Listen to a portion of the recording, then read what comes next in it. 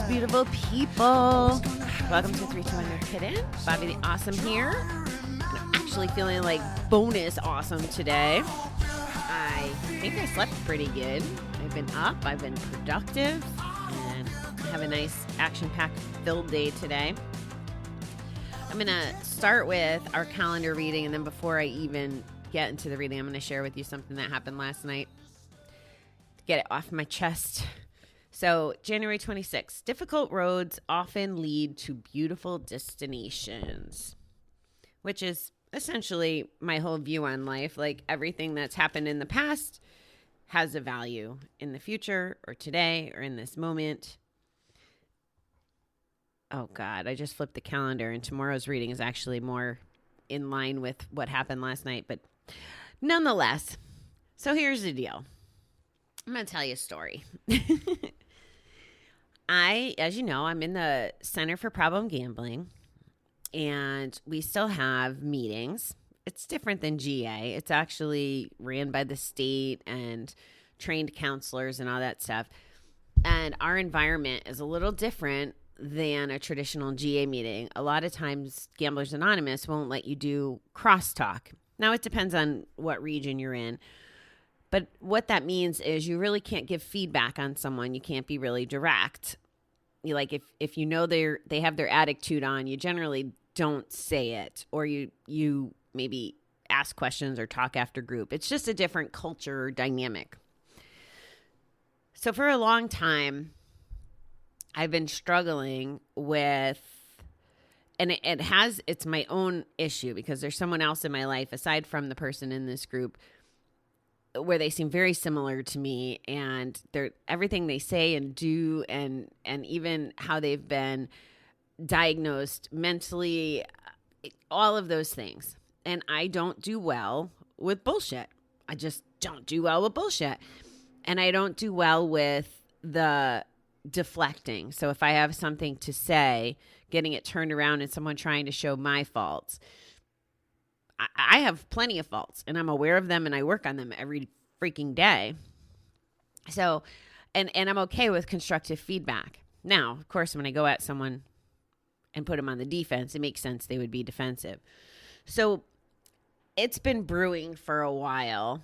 I've been frustrated in the background with one of the members in our group, and my strategy has been to lead by example, which is part of who I want to be, a good example, not a bad one, although I feel like I was a bad example last night.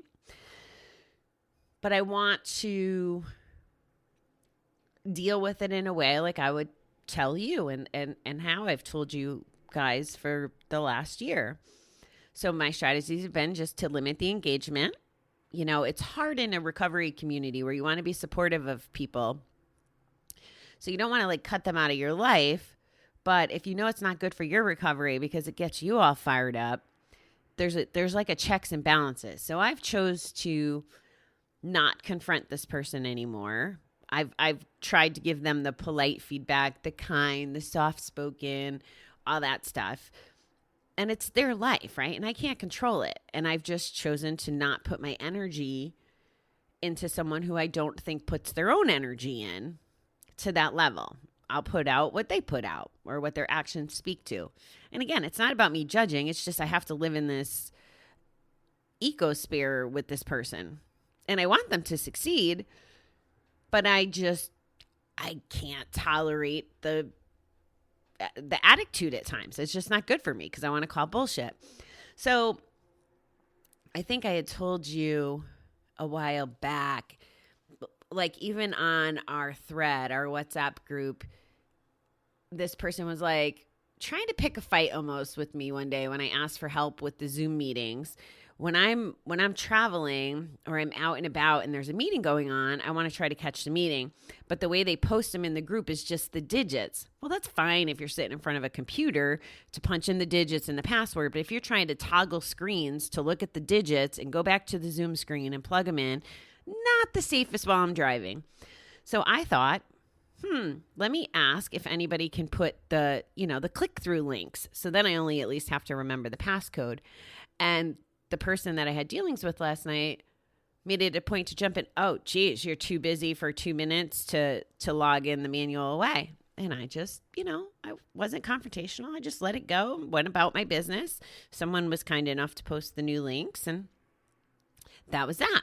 So I'm not looking for arguments, right? Because we know arguments and frustrations and anger make us want to gamble. So we're in group last night, and the counselor in charge, who's actually director of the program, asked for my thoughts. And I told him, I don't think it will be very recovery of me to say what I think regarding this person. And he kind of pushed. And what ended up happening was an all-out, like, I downloaded the last 6-9 years worth of feedback that I've held back because I knew I couldn't say it constructively. And I did it in a very not constructive manner. But I said what was on my heart. And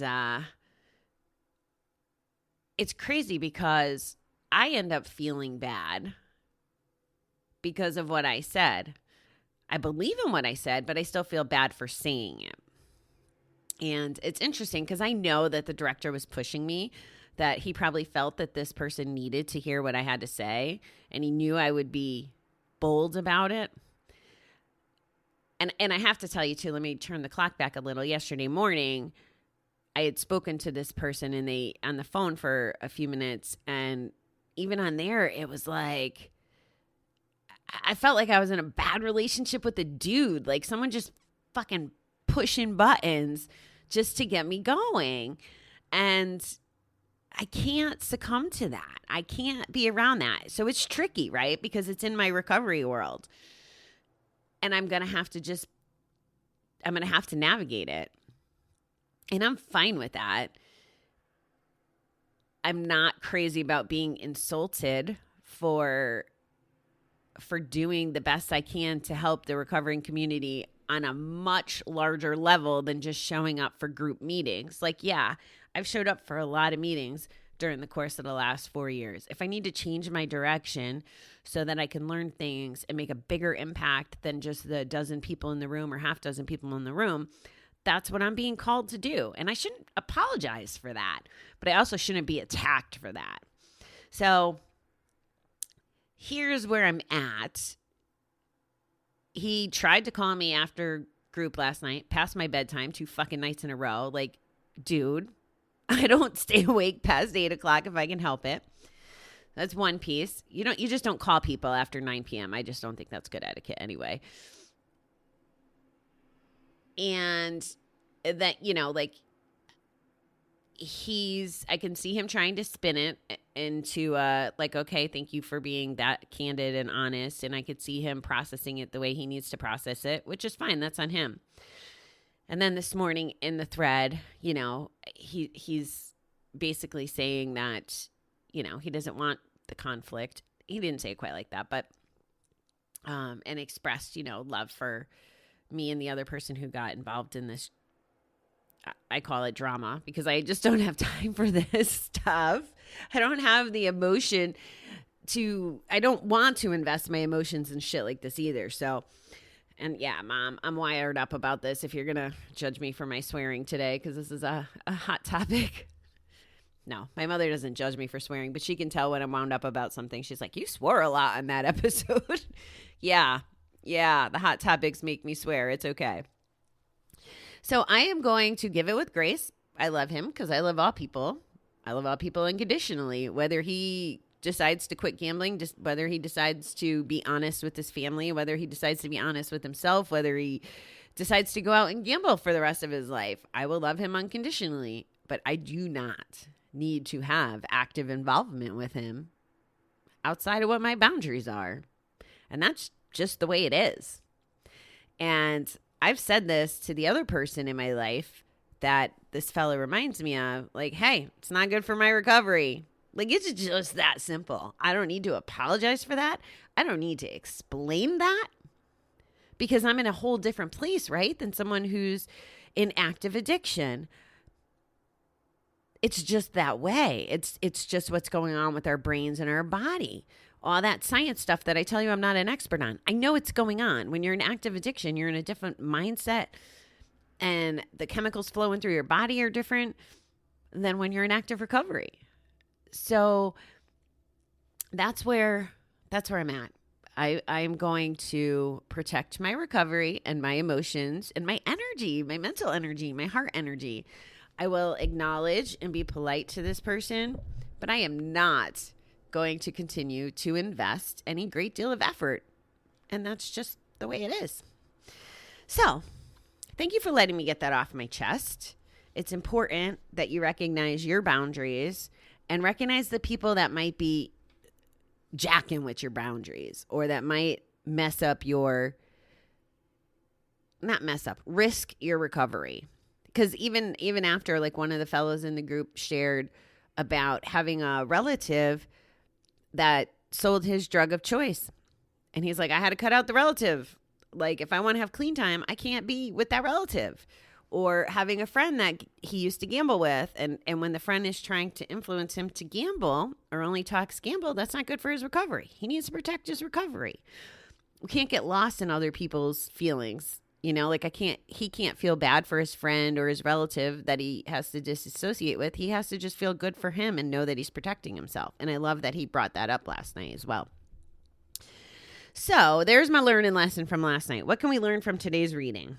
Henry Brooks Adams says, all experience is an arch to build on. We can learn something from any experience, even one that is painful. Well, that ties with the calendar, huh? In fact, we often learn more from painful experiences than from pleasant ones. When we say or do something foolish or hurtful that causes us embarrassment or guilt, pain gives us a reason to learn and behave differently next time. It may hurt to be arrested for drunk driving, but the pain of that experience may be the beginning of recovery for someone who is addicted. We can't change the experiences we have, but we can learn from them. Our life is a gift that comes wrapped up in what we experience each moment. Let's do that sentence again. Our life is a gift that comes wrapped up in what we experience each moment. When we accept this gift and open it willingly, no matter what the wrapping looks like, we put ourselves in a position to discover unexpected treasures. We live life to the fullest, and we learn who we are as we grow. In that way, all experience is positive in building our new lives. Today, let me learn something that will help me grow in wisdom and maturity. So let me reflect back on that with the situation that I gave you. I'm sure it was painful for him last night, and hopefully he could see the positive. And like I said, based on his communication this morning and after the call last night, I'm sensing that he's trying. That's good. That's what he should be doing.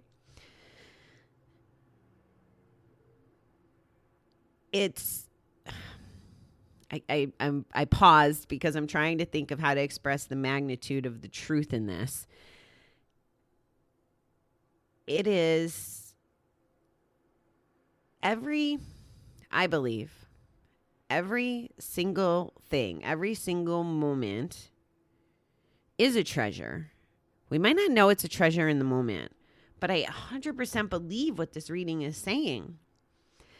Once we can accept that, and whether it's in the moment or reflecting back, and we can really see that everything has some sort of value. Maybe sometimes we can't see the value in the moment or even thereafter, or maybe not ever, which is why I always go down that trust and faith road. But if you know that it's a treasure and you just move on from it instead of dwelling in it, if it's bad, right? It's real easy. Think about the way we handle things as an addict. We don't get our way or something bad happens. We might take it out on other people. We might go gamble. We might cope in some other way, drinking, drugs, whatever. We might get unmotivated about the other things in our lives, neglect our chores, our families, whatever the things are when we have our attitude on, when those challenges and those painful experiences happen. Or we can process our emotions, express gratitude for them. Will help you heal quicker, believe it or not. I'm grateful for the pain. I'm grateful for this moment. I'm grateful that I can feel and that I'm not numb in my ass behind a poker table or slot machine or a computer screen making a bet. I'm grateful for whatever lesson's going to come out of this. That's going to help you get through it and cry and scream and meditate and do whatever works for you. But get through it. And I think that most of the time, in time, you'll be able to see the gifts that were in every lesson, in every pain. Do you think it was fun to be in rehab for 28 days with no access to technology, no access to using the phone freely, being told when I could and couldn't sleep, when I could and couldn't go to meetings, when I could and couldn't eat, when I could and couldn't shower, when I could and couldn't watch TV. And oh, by the way, it was a vote. And the boys just seem to love TV more than us girls anyway, as a general rule. I know I'm being stereotypical, but if you saw my rehab group, you would know what I mean. But to take away all those freedoms, you think that wasn't painful? Fuck yeah, it was painful. And I actually said to myself, like, I knew that was a turning point for my gambling because I'm like, I don't ever want to go through this pain, misery, aggravation ever again. And it's a reminder, like having those thoughts while I was there was like, yeah, nope, don't ever want to go through this. And it's thankfully the closest thing I've ever been to jail. And I don't want to go to jail. I don't want to lose my freedom. I want to live my life beyond my wildest dreams. And if you're someone who's on death row in jail, I'm sure that living in a world of COVID where you have to wear a mask is a life beyond their wildest dreams compared to living in a fucking cell. So just some food for thought this morning. Life is a gift. And we thank Oscar. I thank Oscar. I'm so grateful for planting that seed that if we can lose our attitude and get clean and not gamble, not use whatever capacity that looks like for you, we literally can have a life beyond our wildest dreams. And processing the pain and seeing it as gifts definitely helps with that. That's what I got for you, beautiful people. I like that. Thank you again for letting me listen. If you got time, please drop us a review or a like, or I guess it's called a rating in podcast world. I still don't know how it works all exactly, but that helps us get our message out to other folks. As you're seeing, I'm trying to network with other podcasters in the gambling arena and have them be guests. So, there's more resources out there, and us spreading the knowledge hopefully will get, the messages and information out to those who need it. So thanks, beautiful people. I will talk to you tomorrow.